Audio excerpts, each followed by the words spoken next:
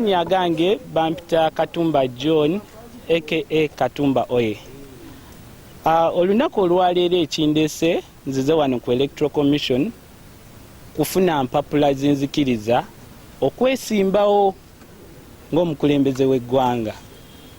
Ku luli tebyagenda bulungi, mwenna nga we mwalaba kalulu baakabba misana, naye ku luno tuzze na liberation vote mwe bennyini okwenunula.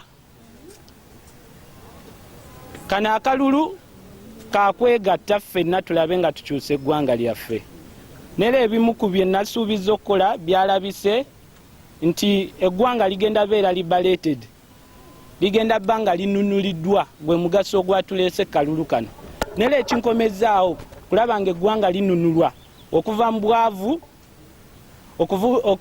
bwavu, ebbula ly'emirimu. Kati ewabadde obwavu tugenda teekawo ebintu ebigenda obbaleetera ssente n'okubajjako emigugu ng'amazzi.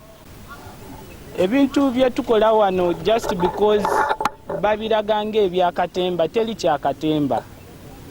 Mulaba nti tugoberera emitendera gyonna. Oli alaba nti katemba naye ajja azannyeko alabe obukambwe obukirimu.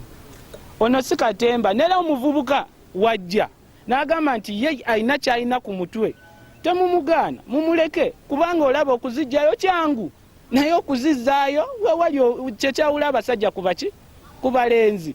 Nera nze oli we mulaba ku ballot paper taba muvubuka, aba musajja, kubanga kitwala kingi okufuuka ekyo kyali.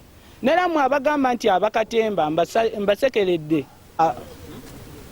Kino kati njogera eri ab'ebyokwerinda omuli aba poliisi, oyo ye mwami Abasi, ne ab'amagye tubeegayiridde temwegatta mu kulonda kwaffe. Tubagobye mu Luganda kubanga tetuli mu lutalo. Muleke poliisi ekole ogwayo.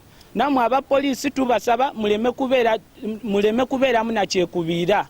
Leero COVID taliiyo, njagala tubayiri baalaali nga teri kwekanga nti oba kiki. Bannayuganda, nze Katumba ndyo